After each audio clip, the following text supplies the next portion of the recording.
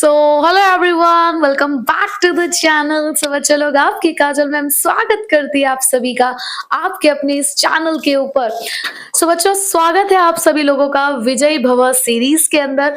तो आज इस विजयी भव सीरीज के अंदर मैं आप लोगों के लिए क्या लेकर आई हूँ, अरे तुम्हें पता चल ही गया है, मुझे पता है।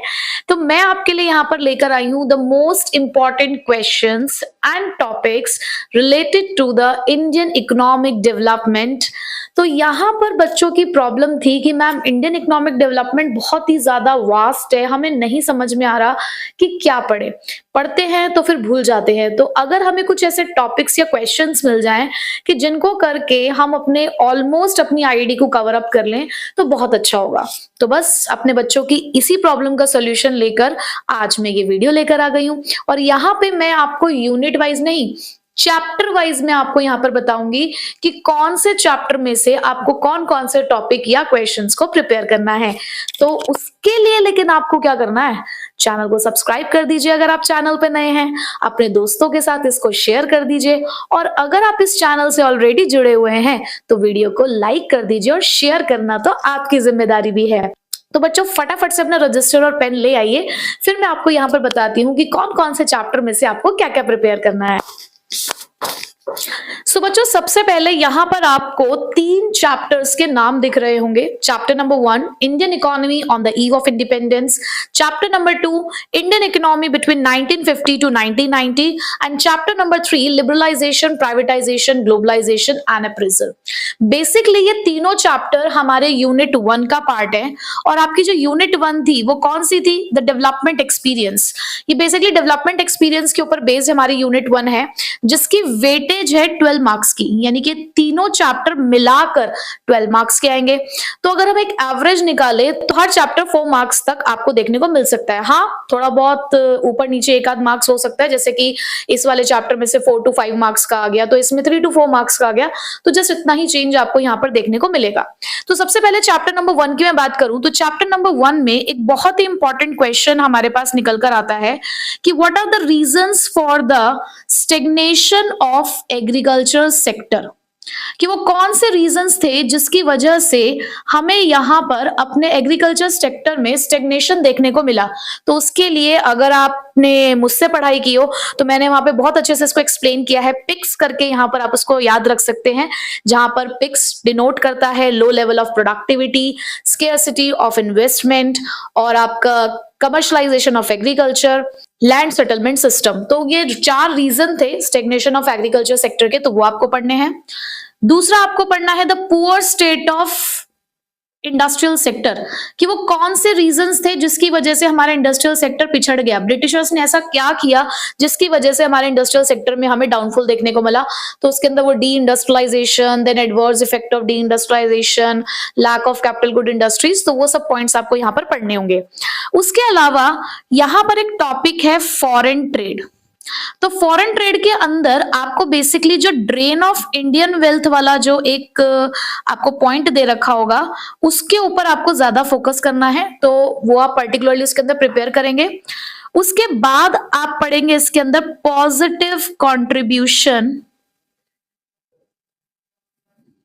By Britishers. ब्रिटिशर्स ने कहीं ना कहीं कुछ पॉजिटिव कंट्रीब्यूशन दिए हैं हमारे इंडियन इकोनॉमी के अंदर। तो वो कौन से कंट्रीब्यूशंस थे जो उनकी तरफ से किए गए हैं, स्पेशली जो उन्होंने इंफ्रास्ट्रक्चर डेवलपमेंट के पॉइंट ऑफ व्यू से इस वाले टॉपिक को पढ़ना है।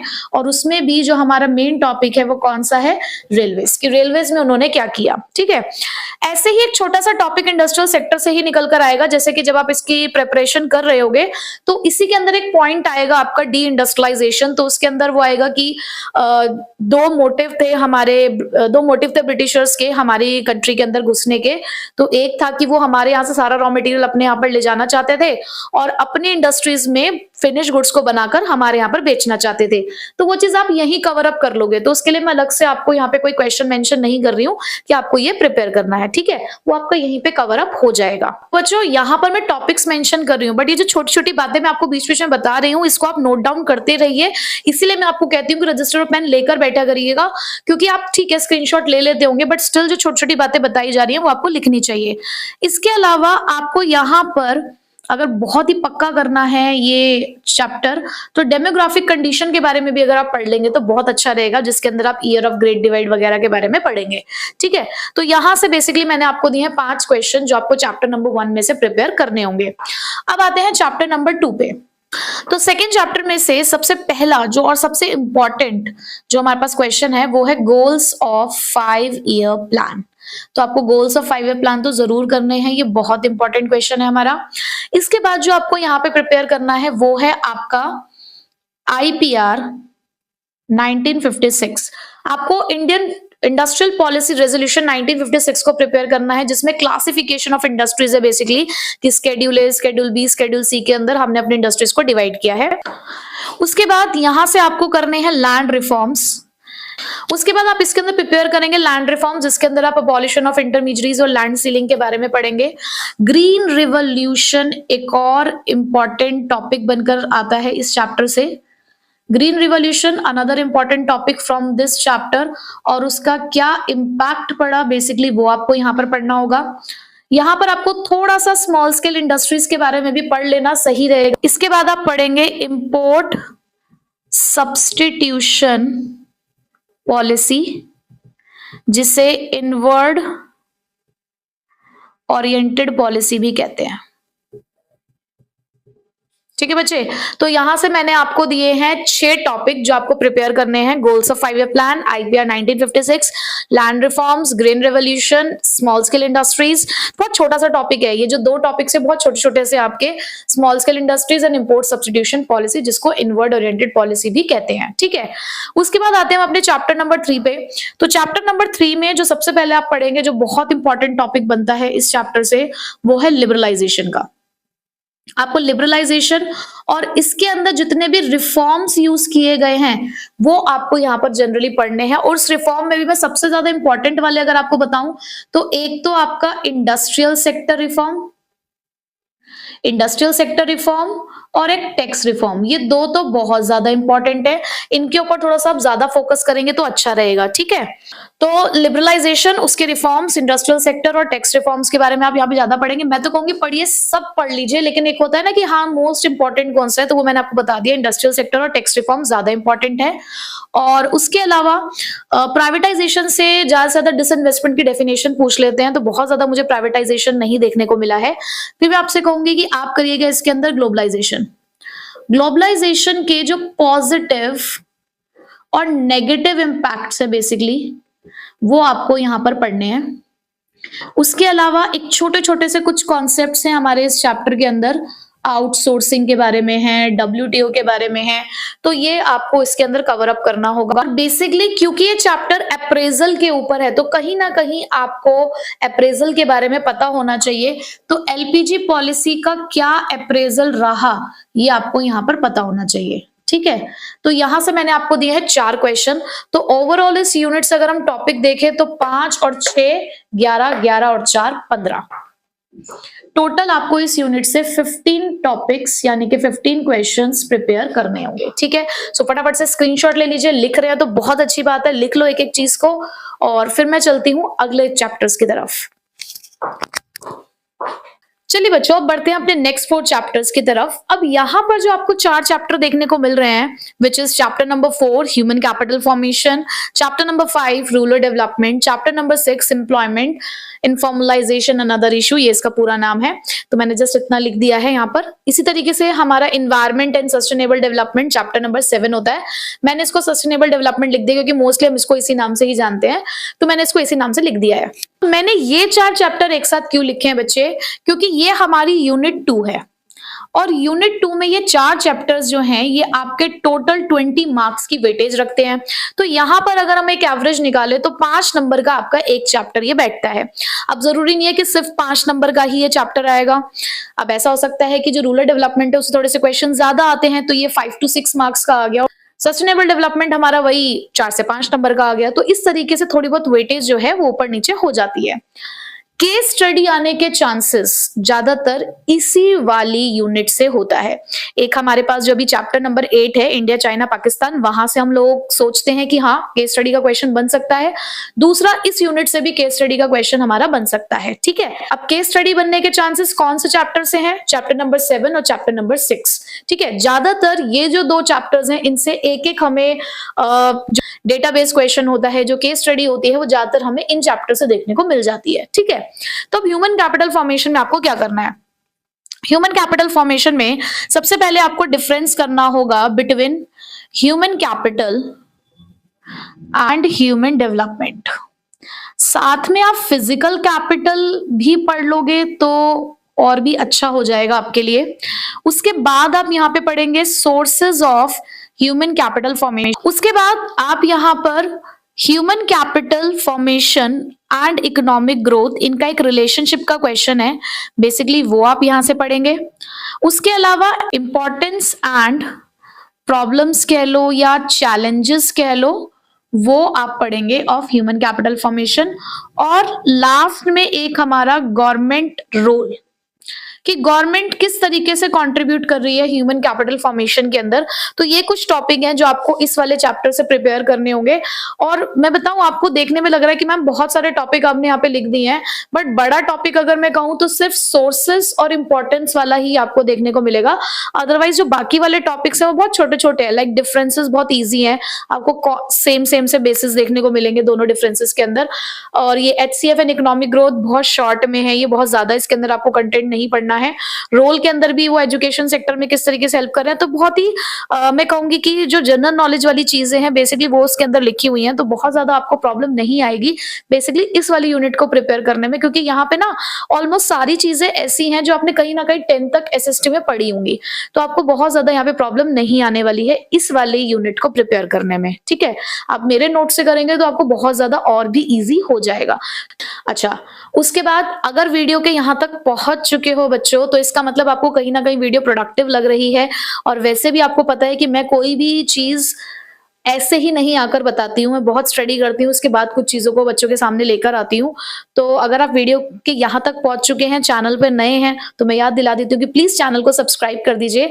एक सब्सक्राइब करने में आपका कुछ नहीं जाता, लेकिन मुझे एक मोटिवेशन मिलता है कि कहीं ना कहीं जो मैंने कंटेंट शेयर किया वो बच्चों के लिए बेनिफिशियल रहा। तो इसी तरीके का कंटेंट जो है बच्चे चाह रहे हैं और इसी तरीके का मुझे और कंटेंट प्रिपेयर करना चाहिए। ठीक है, क्योंकि देखो चैप्टर सभी पढ़ा रहे हैं, इस तरीके के जो चीजें हैं, कंटेंट है, वो सब लोग डाल रहे हैं, बट बच्चों को किस तरीके का कंटेंट की जरूरत है इस टाइम पे, वो हमें तभी पता चलता है जब किसी एक वीडियो से हमें बच्चों का एक पॉजिटिव रिस्पॉन्स मिलता है। ठीक, तो इसलिए अपना फीडबैक दिया कीजिए through the comments, through like और सब्सक्राइब। ठीक है, चलिए अब उसके बाद नेक्स्ट हमारा चैप्टर नंबर 5 रूरल डेवलपमेंट, जिसके अंदर आप लोग प्रिपेयर करेंगे। सबसे पहला जो आपका टॉपिक है वो है रूरल क्रेडिट, जिसके अंदर बहुत बहुत बहुत बहुत बहुत इंपॉर्टेंट है इंस्टीट्यूशनल सोर्सेस। और इंस्टीट्यूशनल सोर्सेस से भी मैं अगर मैं कहूं तो आपको मेनली कौन कौन से प्रिपेयर करने हैं, आपको नाबार्ड, सेल्फ हेल्प ग्रुप्स और आपको कोऑपरेटिव बैंक्स, ये आपको जरूर प्रिपेयर कर लेने चाहिए। हालांकि आप पढ़ सारे लो, मैं ये नहीं कह रही हूँ कि आपको सिर्फ यही 3 पढ़ने हैं, बट एक होता है ना कि पढ़ते टाइम फोकस कुछ ज्यादा होना चाहिए इन 3 के ऊपर, तो ये 3 तो जरूर पढ़ने हैं। ठीक है, तो उसके अंदर से आपको ये प्रिपेयर करना है। आपको यहाँ से डाइवर्सिफिकेशन का जो एक टॉपिक है, एग्रीकल्चर डाइवर्सिफिकेशन, वो आपको जरूर पढ़ना है। उसके अंदर जो एनिमल हस्बेंड्री है, यानी कि जितनी भी नॉन फार्म एक्टिविटीज है बेसिकली, वो आपको पढ़नी है इसके अंदर। एनिमल हस्बेंड्री हो गया और हॉर्टिकल्चर हो गया, ज्यादातर इसके क्वेश्चंस पूछ लिए जाते हैं। पढ़ना देखो, फिर मैं वही कह रही हूँ कि सारा पढ़ो, जो टॉपिक है वो फिर से वही बेसिक वाले की फिशरीज क्या है, डेयरीज क्या है, डेयरी फार्मिंग क्या होती है, तो वो चीजें आपने पढ़ी हैं बचपन में, तो बस एक बार उसको गो थ्रू करना है। बट हाँ, थोड़ा सा इनके ऊपर ध्यान ज्यादा दीजिएगा। ठीक, इसके बाद यहाँ पे एक और इम्पॉर्टेंट टॉपिक निकल कर आता है ऑर्गेनिक फार्मिंग।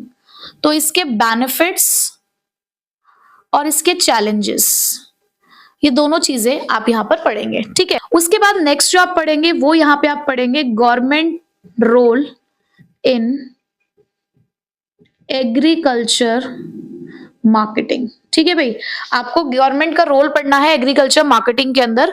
तो ये हो गए हमारे 4 क्वेश्चन फ्रॉम रूरल डेवलपमेंट, और इसके अंदर ऑर्गेनिक फार्मिंग बचपन में पढ़ा हुआ है, डाइवर्सिफिकेशन आपने बचपन में पढ़ा हुआ है, ठीक है, तो ज्यादा आपको दिक्कत नहीं आएगी। उसके बाद आते हैं एम्प्लॉयमेंट।